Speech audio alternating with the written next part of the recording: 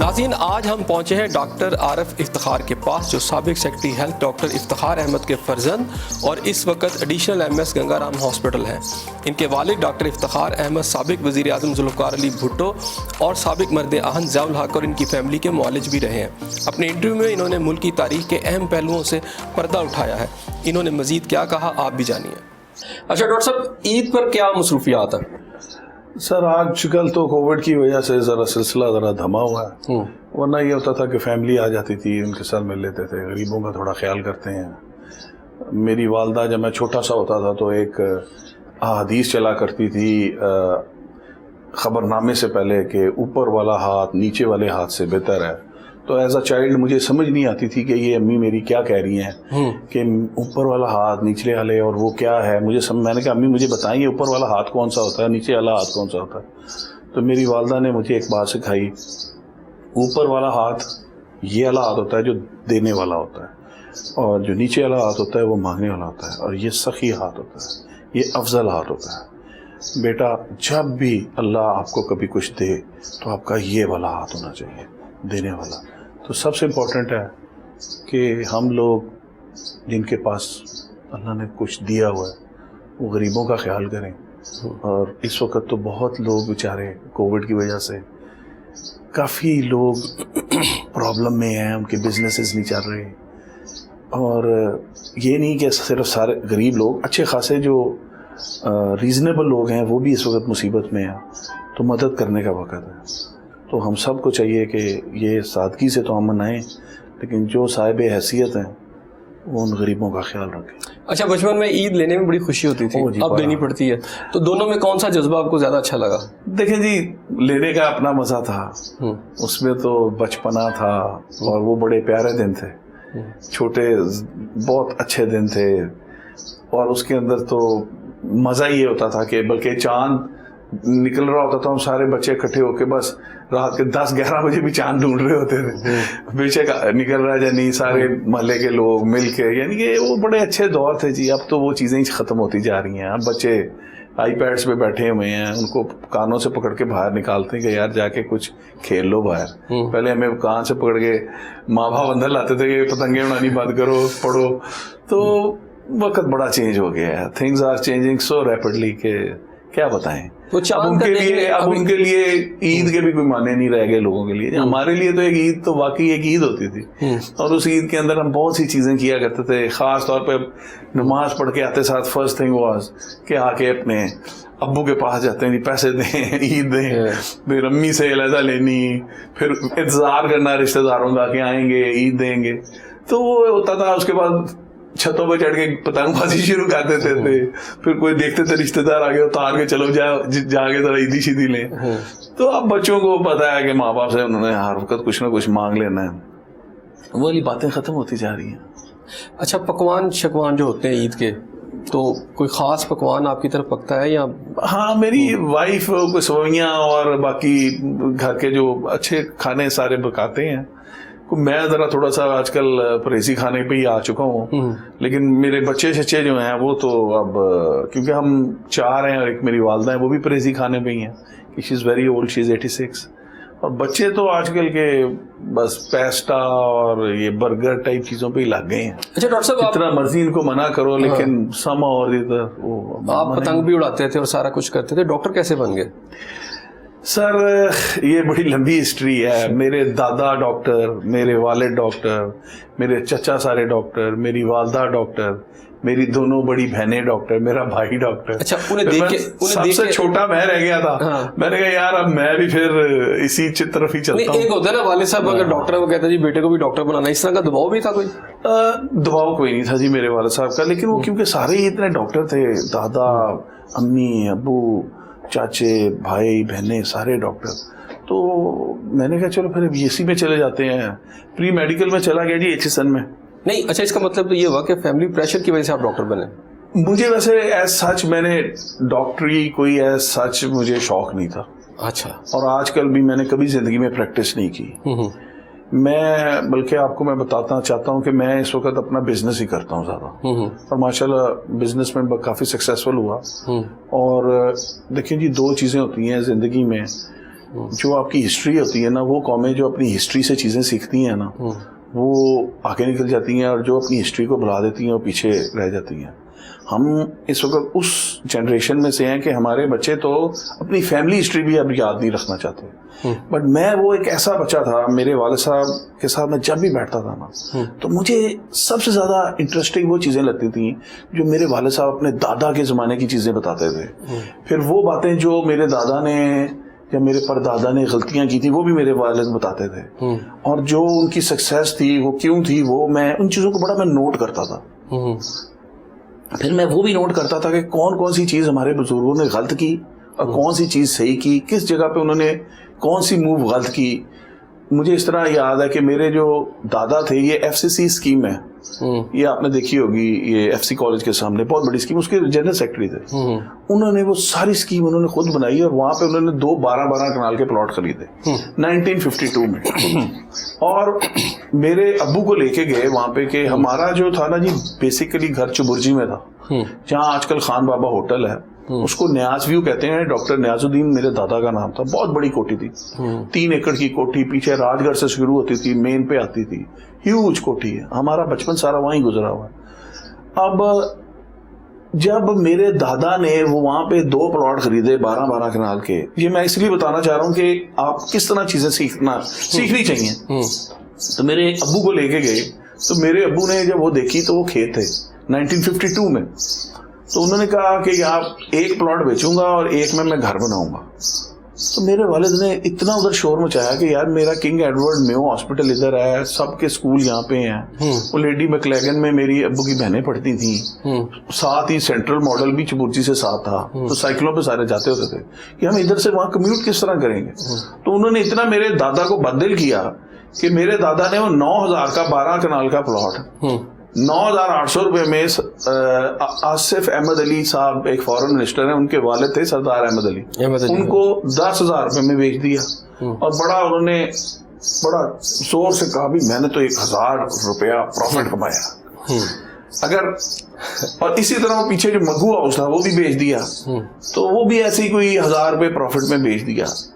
اور وہ کیا کیا کہ پھر میرے والد صاحب کو انگلینڈ بھیجنا تھا، اس میں پیسے خرچ ہو گئے. میرے ابو کی جو بہنیں تھیں ان کی شادیاں تھیں ان میں لگا دیے، انہوں نے ری انویسٹ نہیں کی. تو یہ ایک مسٹیک جو آپ کو لرن کرنی چاہیے تھی کہ انہوں نے پراپرٹیاں لے کے تھوڑے سے پروفٹ میں لے کے میرے والد اپنے بچے کی ضد کے اوپر ایسے ہی تنگ آ کے بیچ دی. دوسرے فائدہ لے گئے، انہوں نے 1000 روپے پروفٹ اسی وقت دیا اور میرے والد سے لے لی. تو کہنے کا مقصد یہ ہے کہ سکسیس جو ہوتی ہے نا is always revolving around you. It is the person who grabs it at the right time. میرے دادا نے گریب کر کے بھی گوا دی. وہ دونوں پلاٹ رکھتے تو آج وہاں پہ وہ ایک نشاط آپ نے دیکھے ہوں گے وہ بنے ہیں، نشاط کے وہ اپارٹمنٹ بلڈنگ کمپلیکس بنا ہے، اس کے ساتھ والا اور اس کی بیک والا. لیکن ڈاکٹر صاحب اگر اس کو میں ایک اور اس وقت شاید ان کی ضرورت ہو وہ ہو، لیکن اتنی تھی کہ اگر وہ اس میں سے آدھے بھی ری انویسٹ کر دیتے تو ان کے لیے اپنی لیٹر آن زندگی میں کافی کمفرٹس آ جاتے. لیکن مجھے ایک بات بتائیں کہ اگر آپ کے دادا نے جو کیا اس سے اگر ان کے بیٹے پڑھ گئے تو یہ کیا ایسٹ نہیں انہوں نے بنایا؟ نہیں، اتنا نہیں تھا کہ ان کو سارے ہی پیسے انہوں نے میرے نہیں، میں کہہ رہا ہوں کہ اگر وہ ایک چیز ہے کہ انہوں نے ایسٹ بنایا. کہ آج کے دور میں ایک یہ ہے کہ اپنی اولاد کے اوپر آپ انویسٹ کریں اور وہ اگر وہ تو پھر ایک پراپرٹی پھر اس زمانے میں یہ چیز چل جاتی تھی. اب پریکٹیکلٹی میں دیکھا جائے تو آپ پڑھا بھی لیں نا جی، بہت زیادہ بھی پڑھا لیں تو آپ ہر بچے سے یہ ایکسپیکٹ نہ کریں کہ وہ سکسیسفل ہو جائے گا. آپ جتنا مرضی پڑھا لیں آپ یہ نہ سمجھیں کہ وہ بھی وہ بن جائے گا. وہ ادھر پہنچتے ہیں 1 اور 2%، 98%. ہماری ایک پرابلم ہے نا جی ہمارے معاشرے کی، ہم ان 1 اور 2% لوگوں کو دیکھتے ہیں جو بہت سکسیسفل ہوتے ہیں، ہم ان 98% کو نہیں دیکھتے تو بیچارے وہ اس چیز کو اچیو نہیں کر سکتے. ٹھیک ہے نا، ہم ان لوگوں کو بیچاروں کو ہم دیکھتے نہیں ہیں، وہ اسٹرگل کر رہے ہوتے ہیں لائف. کتنے MBAs ہیں، کتنے چارٹرڈ اکاؤنٹنٹس ہیں، بیچارے نوکریاں کر رہے ہیں چھوٹی چھوٹی.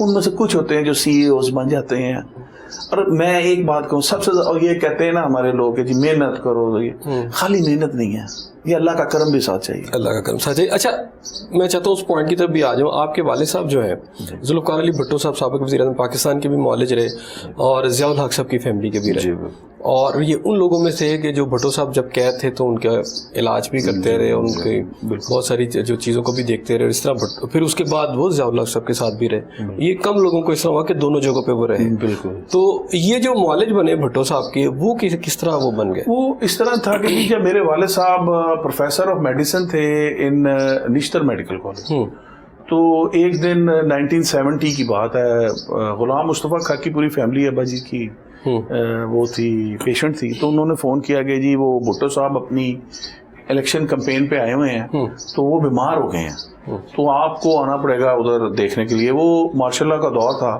خیر میرے فادر چلے گئے، جا کے بھٹو صاحب کو چیک کیا تو ان کو گلا خراب تھا، دوائی شوائی دی، ان کو ویسے بھی شوق تھا ملنے کا. تو جب جانے لگے تو انہوں نے نا 200 روپیز اس زمانے میں اچھا فیس میرے والد صاحب کو نکال کے بھٹو صاحب نے دی. تو میرے والد صاحب نے فوراً واپس کی. انہوں نے کہا جی آپ کس طرح یہ مجھے کر رہے ہیں، یہ آپ کل کے پرائم منسٹر ہیں اور میں آپ سے لوں گا، سوال ہی پیدا نہیں ہوتا، مجھے تو شوق ہے، میں تو آپ کو بڑا شوق سے آیا ہوں اور آپ کے لیے، تو آپ تو اس طرح تو نہ کریں. تو جب یہ بات ہوئی تو بڑے وہ فیسینیٹ ہوئے، اور ساتھ جاتے ہوئے انہوں نے کہا جی بس آپ پرائم منسٹر ہوں گے کبھی یاد کر لیجئے گا مجھے بھی. تو انہوں نے کہا نہیں، میں I will always remember you doctor صاحب، تھینک یو فار کمنگ. وہ انہوں نے 2 دن کا ان کو ریسٹ کہا تھا تو وہ 1 دن میں ٹھیک ہو گئے. تو بھٹو صاحب کا پھر فون آیا کہ ڈاکٹر میں تو ٹھیک ہو گیا ہوں. تو انہوں نے کہا صاحب بس آپ ذرا جذباتی تقریریں نہ کیجیے گا ذرا اونچی، کیونکہ آپ کا گلا جو ہے سور تھروٹ ہے تو وہ دوبارہ انفلیمیشن ہو جائے گی، تو آپ ذرا تھوڑا سا ہلکا کام رکھیے گا. تو انشاءاللہ اب نیکسٹ آپ پرائم منسٹر ہوں گے تو آئی ول ایکسپیکٹ کہ جب آپ بنے تو مجھے یاد رکھیں گے. بس اتنا ہی انہوں نے کہا تھا. خیر یہ بات ہوئی، ختم ہوئی. اس کے بعد الیکشن ہوئے، بھٹو صاحب پرائم منسٹر بن گئے. تو پرائم منسٹر بننے کے بعد خر صاحب جو تھے، مصطفیٰ خر صاحب، وہ گورنر بن گئے. دونوں پاور میں آ گئے دونوں ہی. یعنی کہ خر صاحب سے تو ابو کی بہت قریبی دوستی تھی، پوری فیملی ان کی ابو ٹریٹ کر رہے تھے. تو جب بھٹو صاحب بنے تو ایک دفعہ وہ لاہور آئے تو انہوں نے کہا کہ یار وہ ایک پروفیسر ہوتا تھا، پروفیسر ڈاکٹر افتخار، اس نے مجھے ٹریٹ کیا تھا. تو اس نے مجھے کہا تھا one day you will be prime minister and then you will not remember me. تو نہیں یار آئی ریمبر دیٹ. تو اس کو تو بلا گیا ذرا میں اپنا چیک کیوں کراؤں، ذرا لیبر وغیرہ سارا کچھ چیک کروں. تو والد صاحب چلے گئے. ان کو جب ملے تو بڑے خوشی سے ملے، بڑے پیار سے ملے، بڑی رسپیکٹ سے ملے بھٹو صاحب. اور انہوں نے کہا کہ جاتے وقت انہوں نے کہا ڈاکٹر صاحب آپ سنیں اب لاہور میں ہوتے ہو، میو ہاسپٹل میں ہوتے ہو. انہوں نے کہا جی بالکل. تو آپ کو کسی چیز کی ضرورت ہے تو مجھے بتاؤ. تو انہوں نے کہا سر مجھے بہت ضرورت ہے. تو انہوں نے کہا جی کس چیز کی ضرورت ہے؟ انہوں نے کہا جی میری وارڈ میں فلانی مشین نہیں ہے، فلانے انسٹرومنٹس نہیں ہیں، بہت کمی ہے چیزوں کی. تو انہوں نے فوراً سیکٹری کو بلوایا. انہوں نے کہا یہ ساری چیزیں نوٹ کرو اور جلدی سے ڈاکٹر صاحب کو سپلائی کرو. تھوڑا عرصہ گزرا. پھر جب بھی وہ لاہور آتے تھے انہوں نے نا ایک ان کا خاص ایک ملازم ہوتا تھا نورے کی ڈیوٹی لگائی کہ بھائی دیکھو بات سنو، یہ ہمارے ڈاکٹر صاحب ہیں، اب آپ نے جو بھی پیپلز پارٹی کے جالے یہ وہ جس طرح کے بھی ایم پی ایم این اے، جس کسی کو کوئی پرابلم ہوگی نا تو ہی از اے ویری کمپیٹنٹ ڈاکٹر، تو آپ ان کے پاس لے جانا. تو وہ پھر نورا صاحب کی ڈیوٹی لگ گئی. وہ بہت پیشنٹس آتے تھے ابو کے پاس پیپلز پارٹی دور کے، تو سب کو والد صاحب ان کو ٹریٹ کرتے رہے. تو وہ آپ جا کے بتاتے بھی تھے اپنا بھٹو صاحب کو. ہوتے ہوتے جب بھی بھٹو صاحب نے موسٹلی جب آنا تو اکثر انہوں نے بلا لینا. پھر ان کی ایک اور دوستی بھی ہوئی. وہ آغا شورش کشمیری جو تھے میرے والد صاحب کے پیشنٹ تھے، تو آغا شورش کشمیری کے گھر بھی وہ 2-3 مرتبہ میرے والد صاحب گئے. تو اس وقت کوئی آغا شورش کشمیری کی اور بھٹو صاحب کی کچھ آپس میں چپکلش بھی چل رہی تھی. تو اس دوستی میں بھی تھوڑا سا رول پلے ہوا تھا تھوڑا سا. تو بھٹو صاحب ان چیزوں کو بھی دیکھ رہے تھے. تو پھر ایک دن انہوں نے دوبارہ والد صاحب کو بلا کے کہا کہ یار I am very happy with you, so I want to do something for you doctor. تو انہوں نے کہا کہ سر بس وہی میری فلانی چیز ہاسپٹل کی کمی ہے، یہی چیز آ جائے وہ ہے. انہوں نے بس خوشی میں انہوں نے پھر نا گورنر صاحب کو حکم دیا کہ بھئی دیکھو بات سنو، یہ بندہ ٹھیک ہے تو اس کو سیکٹری ہیلتھ بنا لو. تو ان کے later on 4th 5th year میں ابو کو میرے والد صاحب کو سیکٹری ہیلتھ بنا دیا گیا, جو کہ as a doctor I think hardly کوئی اور نہیں.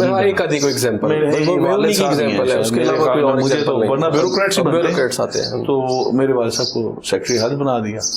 تو سیکٹری ہیلتھ بنایا تو اس میں میرے والد صاحب نے ایک ایسوسیٹ پروفیسر کی سیٹ کریٹ کی تھی, جو اس سے پہلے اسسٹنٹ اور پروفیسر ہوتا تھا, تو بیچ میں ایسوسیٹ پروفیسر کی سیٹ میرے والد صاحب کی کریٹ کر رہا ہے. اچھا مجھے یہ بتائیں کہ ابھی آپ نے بیوروکریٹس کی بات کی, اور ابھی ایک پروفیشنل آدمی جو تھا, جو ڈاکٹر تھے آپ کے والد, جب وہ سیکٹری کی سیٹ پہ بیٹھے تو فلاں کے بہت سارے کام ہمیں نظر آتے ہیں. تو کیا آپ کے خیال میں یہ بہتر نہیں ہے کہ جو ہمارے گورنمنٹ ڈپارٹمنٹس ہیں, اب پاکستان میں سسٹم چینج ہونا چاہیے, ان کی جو ٹاپ سلاٹ ہے جسے میں سیکٹری کہتا ہوں, ایڈمنسٹریٹو پوسٹ ہے, اور آپ بھی جس وقت کو ایڈمنسٹریشن میں زیادہ آپ کا ہے تعلق, تو یہ کسی پروفیشنل کے پاس, اور مثلا انجینئرنگ کا ادارہ ہے تو کوئی انجینئر ہو, ٹیکنوکریٹ یعنی وہ ہونے چاہیے, کیا زیادہ بہتر نہیں ہوگا؟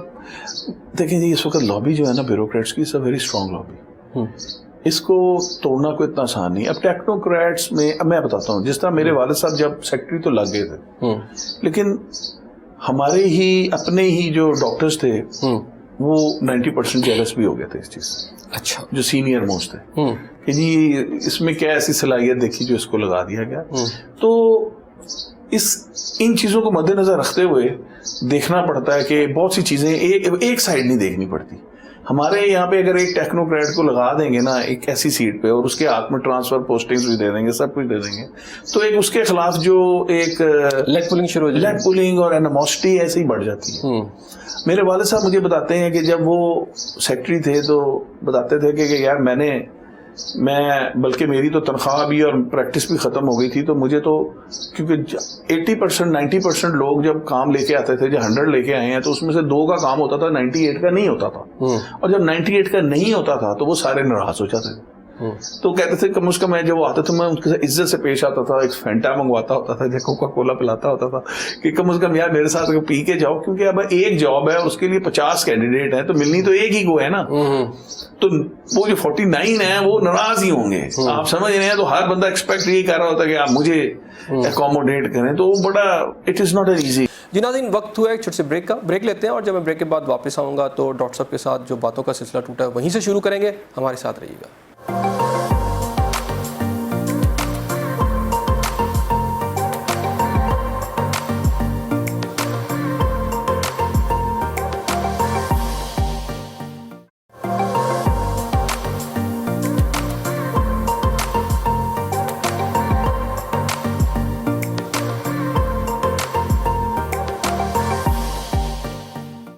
ویلکم بیک ناظرین.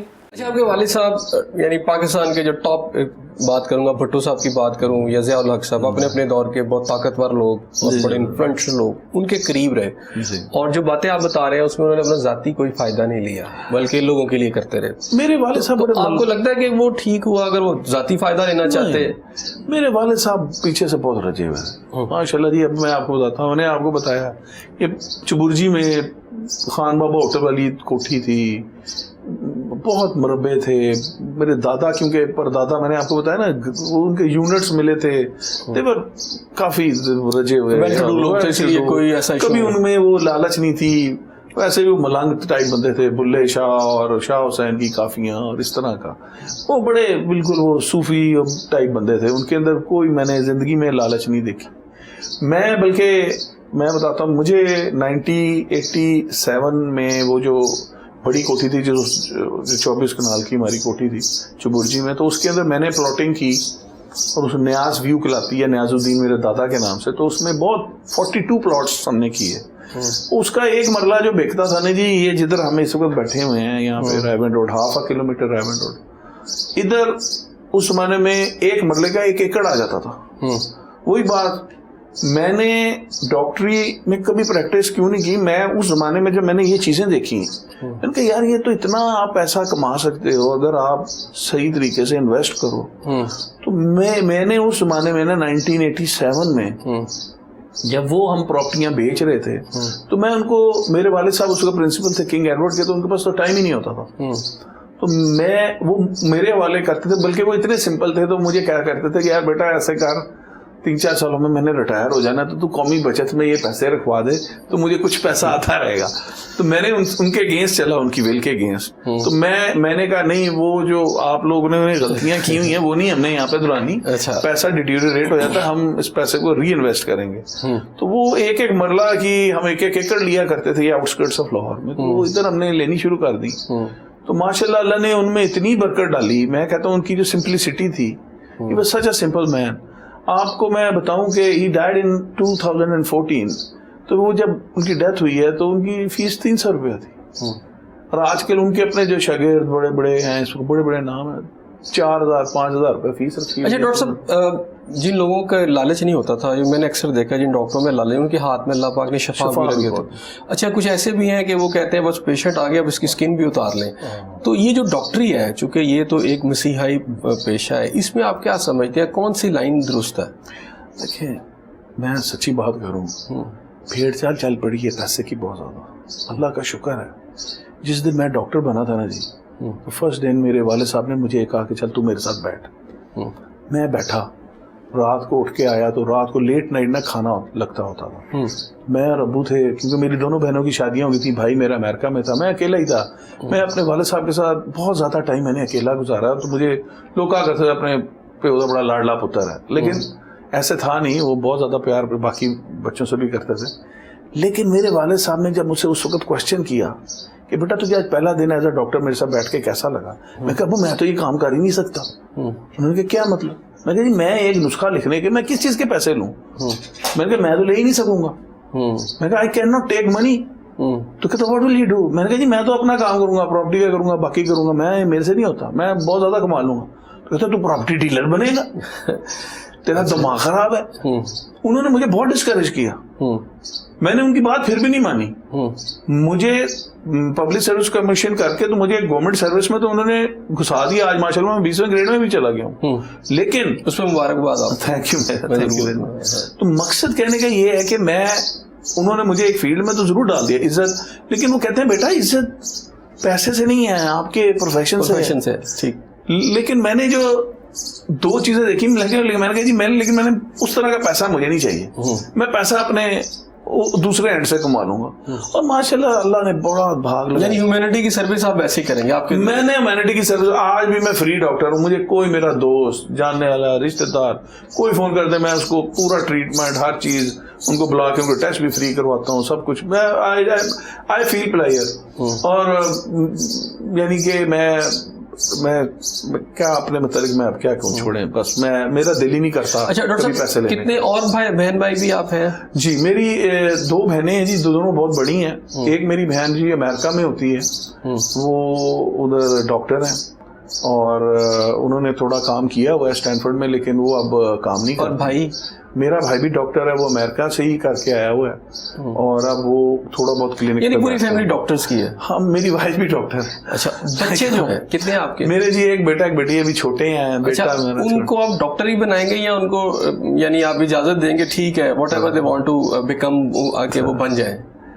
जो बेटा है, फैमिली प्रेशर उसी तरह से कंटिन्यू करेगा। मेरा बेटा है जी, वो शोफात में पढ़ता है और माशाल्लाह वो टॉपर है, वो टॉप करता है, बड़ा लायक है, उसके अंदर बहुत अच्छा पोटेंशियल है। वो जो भी मैं कहूँगा वो कर जाएगा, क्योंकि वो उसको शौक है कि वो फर्स्ट आए।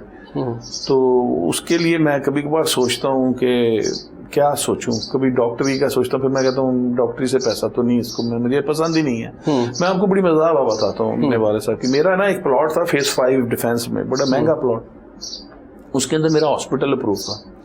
तो अब्बू जिंदा थे, तो मैंने कहा 2011-12 की बात है, मैंने कहा वाले साहब को, मैंने कहा अब्बू मैं इसमें ना हॉस्पिटल बनाना है, तो इसका नाम मैंने इफ्तिखार हॉस्पिटल रखना है आपके नाम। अच्छा। तो एकदम मेरे भाव ऐसे उन्होंने हाथ उठाए मेरे वाले साहब, ऐसे खबरदार मेरे नाम से कोई प्राइवेट हॉस्पिटल बनाया। मैंने कहा तो फिर मैं क्या करूं?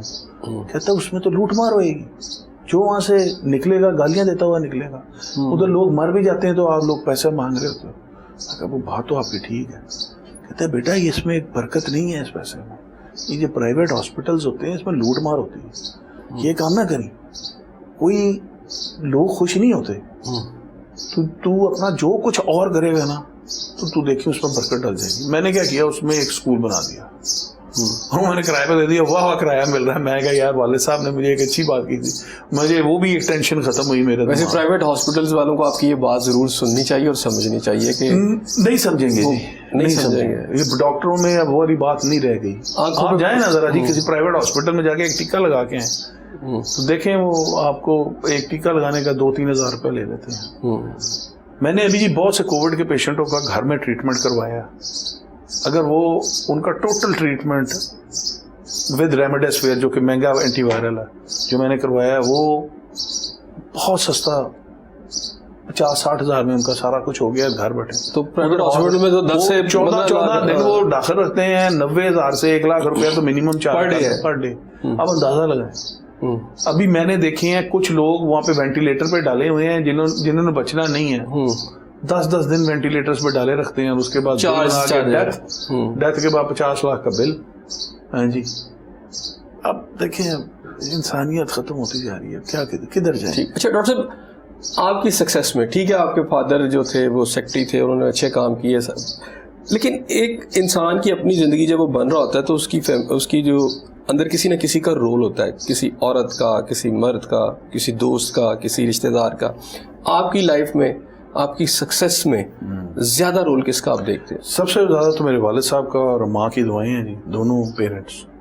پھر میرے بہت سے دوست ہیں جو میرے بھائیوں سے زیادہ میرے قریب ہیں. جو میں ایچیسن ایک بڑا ایک ادارہ ہے ایچیسونین ہے. ہاں میں ایچیسونین. تو ایچیسن کے جو ہمارے دوستوں کا ایک بانڈ ہوتا ہے نا, وہ بڑا پیارا بانڈ ہوتا ہے. میرا ایک دوست ہے شہزاد سلطان, وہ میرا بھائیوں کی طرح. اور اس کا چھوٹا بھائی وہ خود ایڈیشنل آئی جی اس وقت آپریشنز ہے. چھوٹا بھائی اس کا شہریار, وہ بھی بھائی ہے, وہ آج کل سیکٹری فوڈ ہے. میرا ایک اور بہت بھائیوں والا, بھائیوں سے بھی زیادہ, امین اسلم کلائمیٹ چینج کا فیڈرل منسٹر ہے. اور بہت سے میرے ایچیسونین دوست, بڑے بڑے نام ہیں جن میں سلمان اکرم راجہ ہے. ایک ہمارا دوست عامر مسعود بیگ ہے, وہ ایئر مارشل ہے اس وقت. ایک ہمارا لیفٹیننٹ جنرل بھی بن گیا ہے چراغت. بڑے بڑے نام ہمارے ایچیسن سے نکلے ہیں اور ہمارا بانڈ بڑا اچھا ہے ساروں کا.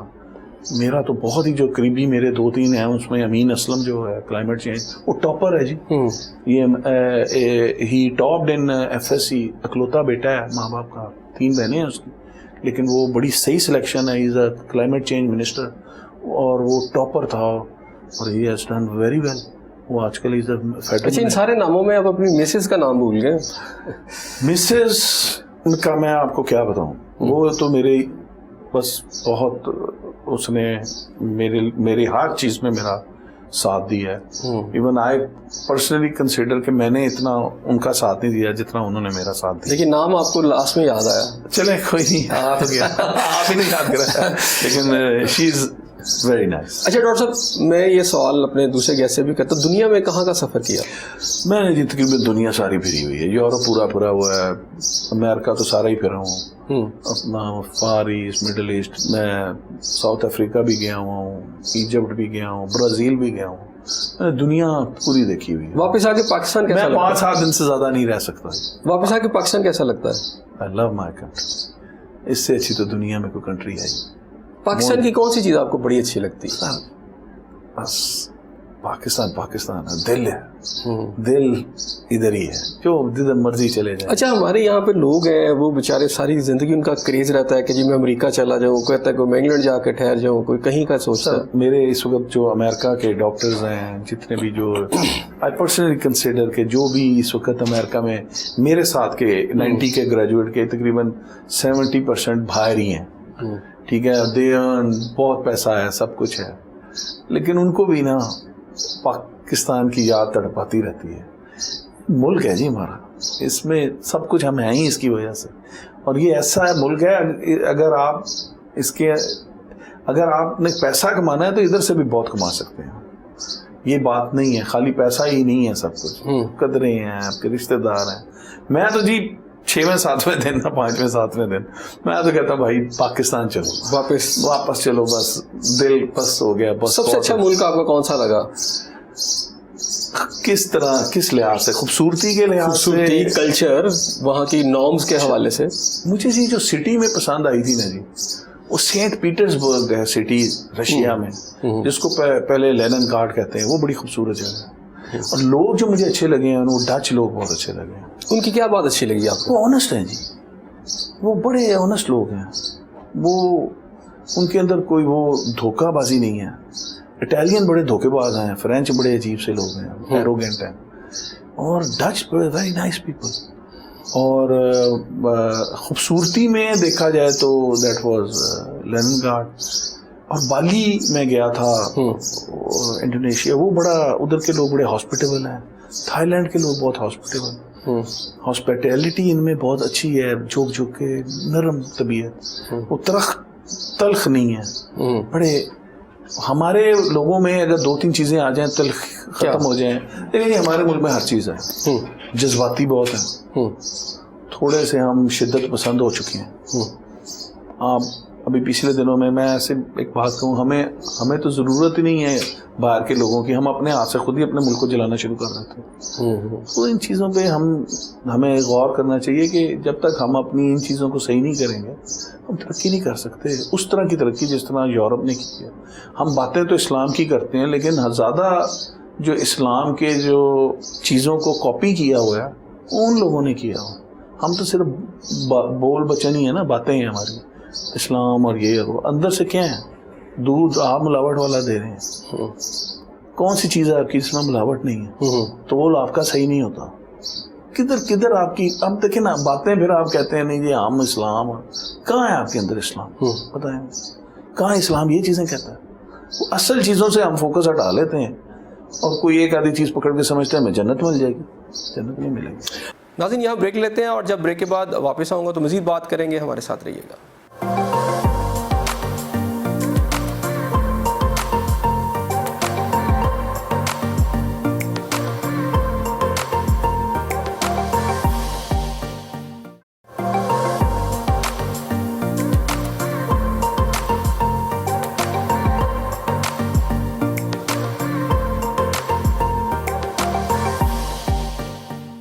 اچھا, کووڈ کی آپ کو پتہ ہے بہت ساری چل رہی ہے, تو اس میں بہت ساری متس بھی ہیں. ایک طرف تو یہ ہے کہ جی بس میں پاکستان کو جب دیکھتا ہوں تو میں چاہوں گا آپ سے سوال کروں. پاکستان میں آلموسٹ تقریباً کوئی 7 لاکھ سے اوپر زائد لوگ, تقریباً 8 لاکھ کے قریب یہ لوگ ہیں جن کو یہ کووڈ ابھی تک پہلی ویو سے اب تک ہوا ہے, ڈائگنوز ہوا ہے. اچھا, اس کے اندر ہم دیکھتے ہیں کہ تقریباً 7 لاکھ لوگ ریکور بھی کر گئے, خود ہی کوئی میڈیسن نہیں, کوئی کچھ نہیں, ریکور کر گئے. اب ایک ویکسین کا ایشو بھی آ گیا. اچھا, ویکسین آپ لگا بھی لیں تو کوئی ڈاکٹر آپ کو یہ کنفرم نہیں کر سکتا کہ جی اب آپ کو کووڈ نہیں ہوگا, یعنی اگر آپ یہ لگوا بھی لیں. تو ہمارے یہاں تو خوف پلایا جا رہا ہے نا کہ 8 لاکھ لوگوں کو ہو گیا, لیکن لوگ میرا خیال اگر ہم اس اینگل سے چلے جائیں کہ یار 7 لوگ ٹھیک ہو گئے ہیں 1 منٹ کے, اتنے خوف کی ضرورت نہیں ہے کہ پورے ملک میں جو کچھ کیا. دوسرا, 15-20 روپے کا ماسک یہ کس حد تک کرونا کو روک سکتا ہے, کیونکہ جو پہلے اسپیسیفکیشن آئی تھی اس میں تو یہ تھا. دوسرا, ایک میں ماسک کے اندر دیکھتا ہوں کہ آپ کو کووڈ کے اندر اگر جو پرابلم آتی ہے وہ آتی ہے سانس کی, لیکن اگر آپ یہ ماسک پہن کے سارا دن پھر رہے ہوں, واک کر رہے ہو, تو آپ کو ویسی آکسیجن کم ہو جاتی ہے باڈی کی, اور وہ جو چیز ایگریویٹ ہوتی ہے وہ ہو جاتی ہے, سانس کی تو ایشو بن جاتا ہے. تو ایک تو اس کے علاج کے حوالے سے, دوسرا اس میں کتنا متھ ہے, اور جس طرح ہم اس کو ڈیل کر رہے ہیں ہمارے پاس کوئی اور آپشن ہے یا یہ طریقہ غلط ہے ہمارا؟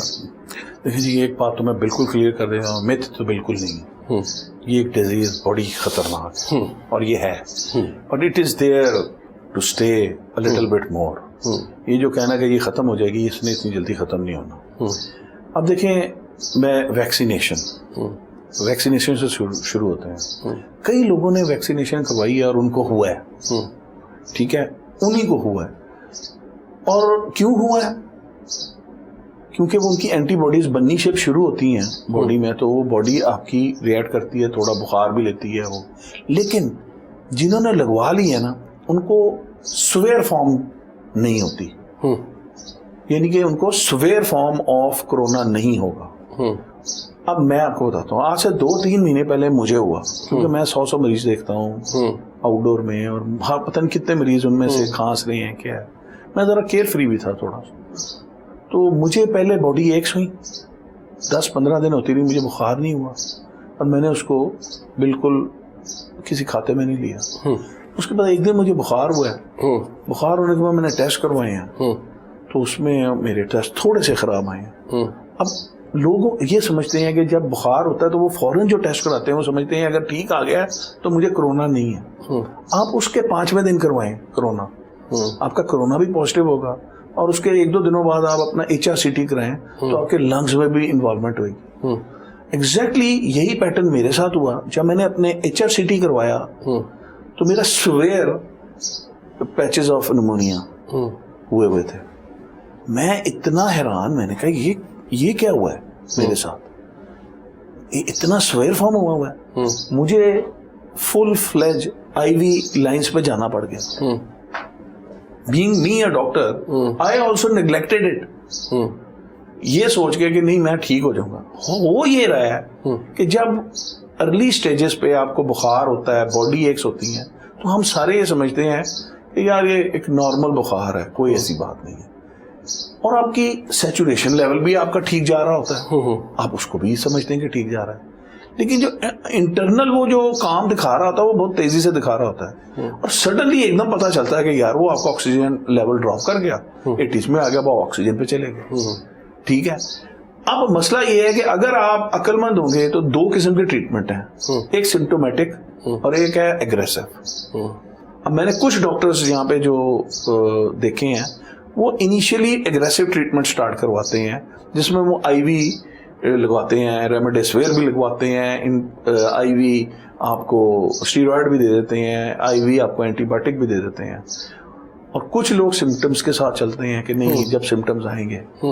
تو میں نے جو چیز فائنڈ آؤٹ کی ہے نا جی, کہ اگر تو پیشنٹ 60+ ہے تو آپ کو اگریسو ٹریٹمنٹ کی طرف جانا ہے, آپ نے سمٹومیٹک کی طرف نہیں جانا, آپ نے ویٹ نہیں کرنا, کیونکہ جب ویٹ کریں گے تو وہ پھر باڈی کو امیون سسٹم کو پکڑ لے گا. تو 60+ یا 55+ میں بھی, اور کوئی ڈائبٹک ہے, کوئی ہائی بلڈ پریشر کا ہے, جو ہارٹ کا پیشنٹ ہے, تو اس میں تو آپ کو you have to go directly towards the aggressive treatment, اور رسپونڈ کرتی ہے باڈی. اور اگر کوئی ینگ ہے تو اس میں آپ پھر سمٹومیٹک ٹریٹمنٹ کے حساب سے چلیں, وہ ٹھیک ہو جاتا ہے. اب تو آ گیا ٹریٹمنٹ, کافی حد تک لوگ ٹھیک ہو رہے ہیں, لیکن اگر ارلی کر لیں, اس کو زیادہ ڈیلے نہ کریں. میں نے ماسک کی بات کی. اچھا, ماسک دیکھیں جی, prevention is always better than cure. ٹھیک ہے نا جی. اب مسئلہ یہ ہے کہ آپ پبلکلی جب جائیں تو ماسک پہن لیں, لیکن آپ بڑا مشکل ہوتا ہے کہ اس ماسک کو آپ کتنی دیر پہن کے رکھیں. آپ کو 1-آدھے گھنٹے بعد آپ کو سانس ماسک میں بھی نہیں آتا, تو پھر آپ ذرا پبلکلی آؤٹ جا کے تھوڑا اپنے آپ کو فریشن اپ کر کے دوبارہ پہن لیں. لیکن جب لوگوں میں ہجوم میں ہوں تو اس میں اگر آپ ماسک پہنیں گے تو وہ آپ کو فائدہ پہنچائے گا, کیونکہ اگر دوسروں نے بھی ماسک پہنا ہوا ہے اور آپ نے بھی پہنا ہوا ہے تو وہ کرے گا. اور ڈسٹینس, جیسے ہم 6 feet منیمم بس 6 feet اوے بیٹھیں گے نا, تو that is a good thing. اور اگر آپ کسی کو کھانستے ہوئے دیکھیں تو فوراً اپنا ماسک چڑھا لیں. تو یہ چیزیں تو آپ کو کرنی پڑیں گی. اور یہ ایک بات میں آپ کو کہہ دوں کہ اس کو سیریسلی لے نہیں رہے. اب آپ دیکھ لیں انڈیا میں کیا حال ہے, کتنا برا حال ہے. اچھا, بل گیٹ کی میں ایک سن رہا تھا, بل گیٹ صاحب چونکہ ہیں بیسکلی کمپیوٹر کے آدمی, تو سب سے بڑی اسٹیٹمنٹ انہیں کی آ رہی ہے ان کے اوپر. تو ابھی ریسنٹلی ان کی ایک اسٹیٹمنٹ آئی کہ جی یہ تقریباً by the end of this year یہ ختم ہو جائے گا دنیا سے. اس طرح کی ایک اسٹیٹمنٹ بھی میں نے سنی. تو بل گیٹ جو ہے وہ پھر ان پہ ایک ایلیگیشن بھی آتا ہے کہ جناب ویکسینیشن کے اندر انہوں نے بہت زیادہ انویسٹمنٹ کی تھی بیماریوں کے متعلق اور کرونا کے متعلق, یہ پہلے سے بتا رہے تھے, اور پھر یہ بیماری بھی آ گئی, اور کہا یہ جا رہا ہے کہ یہ لیبارٹری کے سارے وائرس ہیں. کہیں آپ کو لگتا ہے کہ یہ پھیلائے جا رہے ہیں, اور پھر اس کے بعد کیونکہ میڈیسن کا بزنس جو ہے نا اس وقت, مثلا پاکستان کے اندر یا دنیا بھر کے اندر 2 بزنس بڑے ٹاپ پہ چلے گئے ہیں. ایک میڈیسن کا بزنس, دوسرا فوڈ کا سسٹم. ڈاکٹر, ہاسپٹل, میڈیسن, یہ وہ ٹاپ پہ چلی گئی. اتنی کبھی میرا خیال ہے شاید منافع بخش کاروبار نہیں رہا جو اس دور میں ہو گیا. اور بل گیٹس بھی اس میں انویسٹمنٹ ہے. تو کہیں آپ کو کانسپیریسی تھیوری بھی نظر آتی ہے. دیکھیے, ہم ایک ایسی قوم ہے کہ ہم ہر چیز میں سے کانسپیریسی تھیوری نکال لیتے ہیں, اور ہم کہتے ہیں یہ جیوش لابی تو یہ وہ. دیکھیں, کچھ چیزوں کو ہم نے سمجھنا بھی ہے. It started from China, Wuhan سے اسٹارٹ ہوا ہے نا جی. ووہان میں لیبارٹریز تھیں, دیر از اے پاسبلٹی کہ وہاں سے کوئی لیکیج ہوا ہے. لیکن دیکھیں, اس کا نقصان تو پوری دنیا میں ہوا ہے. آپ آج بھی دیکھ لیں, پوری ٹریول ایجنسی بند, پوری دنیا کے ہوٹل انڈسٹری بند, سیاحت بند, لوگوں کی دکانیں بند, لوگوں کی مالز بند. کس کو فائدہ ہو رہا ہے؟ جیف بیزوس کو. آن لائن ہر چیز آن لائن شروع ہو گئی. وہ جو امیزون کا جو ہے دنیا کا امیر ترین بندہ بن گیا. یہ جب اس طرح کی چیزیں ہوتی ہیں اس میں ایک آدھا بندہ تو بہت فائدہ اٹھا لیتا ہے اور 80-90% لوگوں کا بیڑا غرق ہو جاتا ہے. ٹورسٹ انڈسٹری پوری دنیا میں ختم ہو گئی, ہوٹل خالی پڑے ہیں, لوگ بیچارے بیرا, ہوٹل, ریسٹورانٹ, ان کے امپلائیز سب بیچارے نوکریوں سے چلے گئے ہیں, ایئر لائنز بینکرپٹ ہو گئی ہیں. تو اس میں اگر ہم یہ کہیں ہمارا اتنا نقصان نہیں, ہمارے تو پہلے ہی ملک میں سیاحت کام ہے, کون آتا ہے فارنر, کتنے کو آتے ہیں, ہماری تو چھوٹی سی اس میں, ہماری تو پینٹ بھی نہیں ہے. اب زیادہ نقصان کن لوگوں کا ہوا ہے؟ سارا نقصان تو ان لوگوں کا ہوا ہے جو بیچارے, یعنی کہ میں دیکھیں زیادہ نقصان امریکہ, یورپ کا بہت نقصان ہے. سوئٹزرلینڈ میں ہر چیز تو بین ہے, ہر جگہ ٹورزم بین ہے. ٹرکی کچھ چل رہا تھا وہ بھی بین ہو گیا. مقصد کہنے کا یہ کہ ان ساری چیزوں کو اگر آپ دیکھیں تو نقصان زیادہ ہمارا شاید نہیں ہوا, ویسٹرن کنٹریز کا زیادہ ہوا. اور ایک کنٹری جہاں سے نکلا ہے وہ ٹھیک ہے, چائنا, وہ ان کی تو انڈسٹری بڑی گروم کر گئی ہے, ادھر وہ بھی ہو گئے ہیں. اب اس چیز کو ہمیں دیکھنا ہے کہ یہ چائنا نے کس طرح کنٹرول کر لیا. اگر چائنا کنٹرول کر گیا ہے تو ہم کیوں نہیں کنٹرول کر پائے. اور چائنیز ویکسینیشنز جو ہے نا جی اس وقت جو آ رہی ہیں, وہ میرے خیال میں یہی دیکھنا چاہیے کہ اگر چائنا میں چائنیز ویکسینیشن سے وہاں نہیں ہے کوئی ایشو ایسا, باقی دنیا میں ہے, پوری دنیا میں ہے, چائنا میں ہے. اب یہ دیکھنا ہے, ان چیزوں کو دیکھ کے ہمیں لرن کرنا ہے کہ ہمیں ایسٹرازینیکا منگوانی ہے, جو اسپوٹنک منگوانی ہے, جو ہمیں چائنیز منگوانی ہے. چائنیز ٹرائل یہاں پہ. اچھا, اس میں ایک اور ایشو ہے ڈاکٹر خالد مسعود صاحب کے, تو میں نے ان سے یہ بات کی کہ مجھے تو ایسا لگتا ہے کہ اگر لیبارٹری وائرس طرح پھیلائے جا رہے تو اگلی وار تو ہماری شاید ویپن کی بجائے وائرل ساری ہو. تو اس کے لیے ہمارے پاکستان میں جو مجھے نظر آتا ہے کہ ہمارے یہاں بڑے ڈاکٹر ہیں, لیکن وہ WHO کی طرف دیکھ رہے ہیں, انگلینڈ کی ریسرچ کی طرف دیکھ رہے ہیں. پاکستان میں وائرس کے اوپر, وائرل ریسرچ کے اوپر بات کروں تو وہ کہیں پہ مجھے نظر نہیں ہے. تھوڑی بہت ہو رہی ہے, UHS میں ہو رہی ہے. اچھا ڈاکٹر صاحب, ہاسپٹلس کی بات کروں گا. لاہور کے اندر ٹیچنگ ہاسپٹل, جنا ہاسپٹل کے بعد شاید ہی کوئی ایک دو ہو گئے ہوں جو میں پچھلے سابقہ دورہ حکومت میں دیکھتا ہوں. لاہور میں ٹیچنگ ہاسپٹلس کی کتنی ضرورت ہے اس وقت؟ دیکھیں جی, اس وقت تو ٹیچنگ ہاسپٹلس پرائیویٹ سیکٹر میں بھی آپ دیکھ لیں کتنے میڈیکل کالج, 8 میڈیکل کالج نکل آتا ہے. آپ کی ڈاکٹری لیول جو ہے, ڈاکٹر کا جو کرائٹیریا تھا ایز اے سچ, میں آئی ڈونٹ تھنک کہ ہمارے ڈاکٹرز کوئی بڑے اچھے گریڈ کے بن رہے ہیں. اس وقت ہمارے دور میں 3 میڈیکل کالجز ہوا کرتے تھے, KE, فاطمہ جناح اور علامہ اقبال. ٹھیک ہے, ادھر سے جو ڈاکٹر نکلتا تھا بڑا, اب تو 8 ڈاکٹر بنانا کوئی مسئلہ ہی نہیں رہ گیا. آپ پہلے تھوڑا بہت فنڈ دیتے, چپ کر کے پہلے انیشیلی ان کے ایڈمیشنز ہو جاتے ہیں, بعد میں 6 مہینے بعد 3 مہینے بعد وہ لیٹرل انٹری مار کے کسی کو ایڈمیشن مل جاتا. اب تو ڈاکٹر بنانا کوئی پرابلم نہیں رہا, میرٹ تو ہے کوئی. ہاں, اگر میں بھی چاہوں گا, مجھے شوق ہے یا کسی اور کو شوق ہے تو وہ اپنا بچہ ڈاکٹر بھی بنا لے گا. لیکن جو اس کی ڈاکٹر بننے کے جو کرائٹیریا تھا, کیا اس کو وہ پورا کر رہا ہے, وہ میچ کر رہا ہے, وہ ایجوکیشن اس طرح کی رہ گئی ہے. یہ جو چیز ہے یہ نہیں ہے. اور ہاسپٹل پیشنٹس کے حوالے سے بات کروں گا, ٹریٹمنٹ کے لاہور کے اندر بڑا رش ہوتا ہے. میں گنگا رام چلے جائیں, آپ جنا ہاسپٹل چلے جائیں, ایون کراچی میں چلے جائیں, جو گورنمنٹ ہاسپٹل ہے وہاں بہت پریشرز ہے. تو لاہور کی اگر میں بات کروں گا تو یہاں یہ جو پریشر ہے اس کو کیسے ختم کیا جائے؟ دیکھیں, ہماری قوم کی نا ایک ذہنیت بن گئی ہے کہ ہر چیز free, they want every thing free.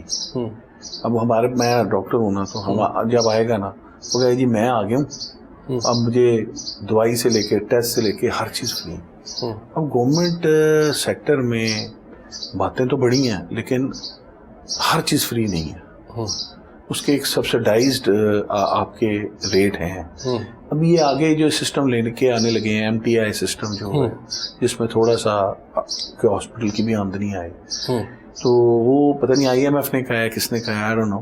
لیکن یہ اس وقت پرائیویٹائزیشن کی طرف لے جا رہے ہیں یہ سارے ٹیچنگ ہاسپٹلس کو. ٹھیک, تو اس کے اندر جو ڈاکٹروں کی جو وہ ہے, جو ڈر رہے ہیں وہ اس بات سے ڈر رہے ہیں کہ پتہ نہیں ان کا سروس اسٹرکچر شاید خراب ہو جائے گا, ان کو کانٹریکٹ بیسس پہ رکھا جائے گا, کسی کو بھی کسی ٹائم بھی نکال دیں گے. جو سیفٹی میئر تھا نا وہ ختم کر رہے ہیں. اس کے اوپر تھوڑا سا لوگوں کی آبزرویشن ہے, تھوڑی سی پیرامیڈیکل کی بھی اسی طرح کی ہیں. اب وہ والی جب فرسٹریشن ڈاکٹروں میں بھی اتنی زیادہ بڑھ رہی ہے, اب ایک جو پرائیویٹ میڈیکل کالج سے 1 کروڑ روپیہ دے کے ایک ڈاکٹر بن کے جب نکلتا ہے اس کو آگے کچھ نظر نہیں آتا. تو یہ جو YDA جو بنی ہوئی ہے, یہ ینگ ڈاکٹر ایسوسیشن, یہ کیوں سکسیسفل ہو رہی ہے؟ کیوں؟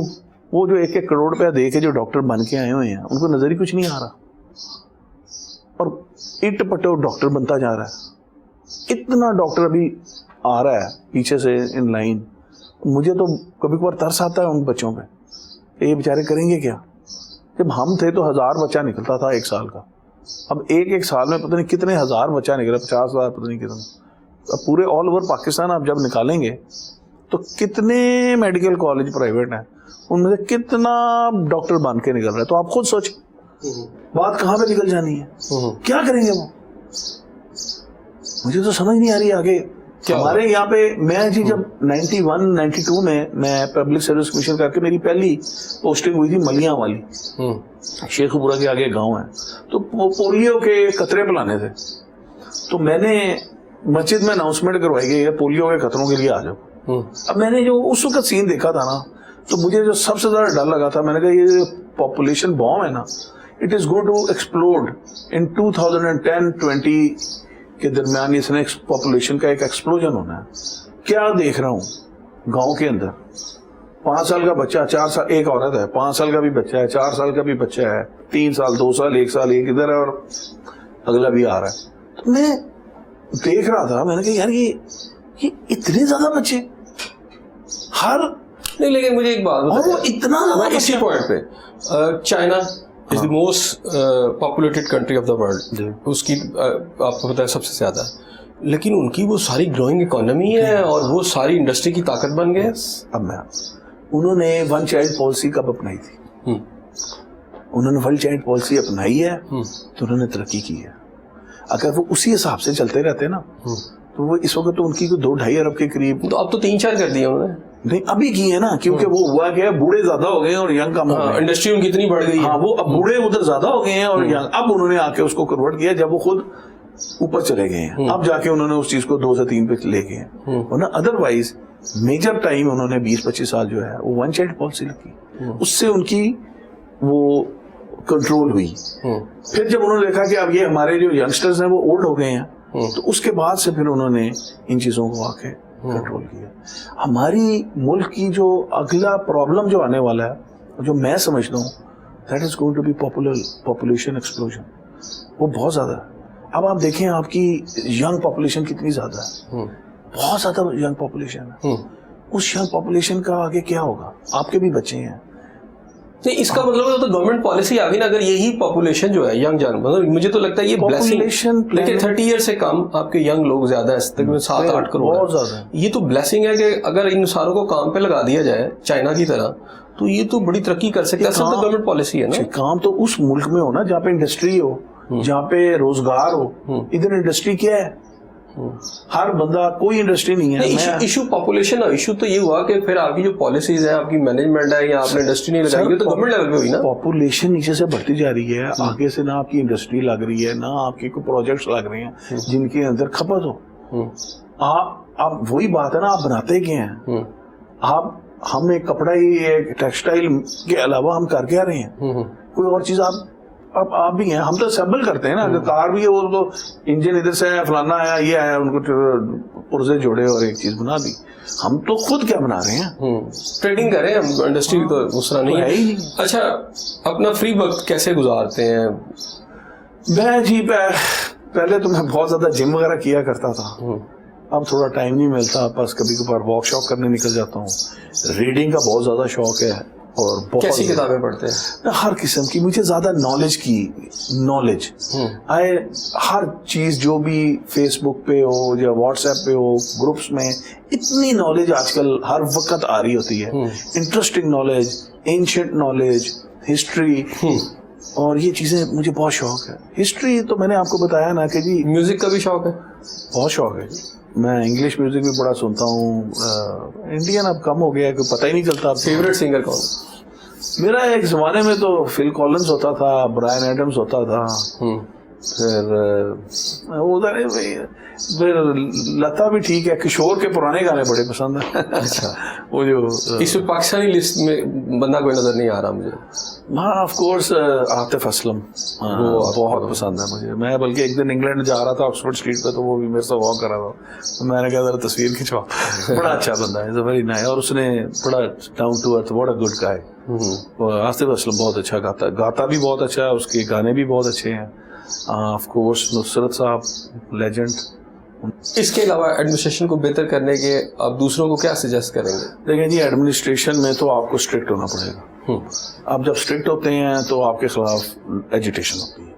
کیا کہ ٹائم پہ آؤ, ٹائم پہ کام کرو, صفائی صحیح کرو, مریضوں کے ساتھ برتاؤ اچھا کرو. ینگ ڈاکٹرز جو ہیں ان کو ذرا کھینچتے ہو تو وہ اسٹرائک فوراً, ایم ایس کو دھمکیاں, like there are lot of problems. آپ professor are sorry to say نہیں آتے, بہت کم ہے. یہ نہیں ہے, I don't want to say for everybody, 10-15% آتے ہیں جو اپنی حق حلال کرتے ہیں, ورنہ یوزلی ہفتے میں 2 مرتبہ 3 مرتبہ آتے ہیں. ٹھیک ہے, اپنے آئیں, اپنا کام سارے کریں اور مریضوں کو دیکھیں. ٹھیک ہے, تو کیوں نہیں چیزیں صحیح ہوں گی؟ ہر بندہ اپنی رسپانسبلٹی کو لے. اب ایک ایم ایس کے پاس اتنی پاور نہیں ہے کہ وہ ایک پروفیسر کو کہے گا یار تو ٹائم پہ آ. آؤٹ ڈور کے اندر بڑا کام آتے ہیں, اپنے آپریشنز وغیرہ ینگسٹر سے کروا دیتے ہیں جو بیچارے ٹرینیز ہوتے ہیں. کل کو کوئی گنی پگس کی طرح وہ والا کام نہ کرو. تھوڑا سا درد دل رکھو بیچارے مریضوں کی طرف. آپ کو پتہ ہی نہیں ہے, آپ کی جگہ پہ بیٹھے ہو, آپ کو 2 دوائیں لگ گئی, آپ کے بھاگ کہاں سے کہاں نکل جائے گا. اگر ان چیزوں کے اوپر تھوڑا بہت اگر کوئی خیال کریں سارے کے سارے.